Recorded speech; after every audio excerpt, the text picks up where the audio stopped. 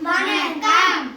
Chennai, Madurai, Tiruppur, Theni, Vellore, Salem, Coimbatore, Nagapattinam, Kallakurichi, Tiruvannamalai, Erode, Chengalpattu, Tirunelveli, Kanyakumari, Cuddalore, Karur, Ranipet, Mayiladuthurai, Nilgiri, Namakkal, Ramanathapuram, Tiruchirappalli, Thanjavur, Dharmapuri, Dindigul, Thoothukudi,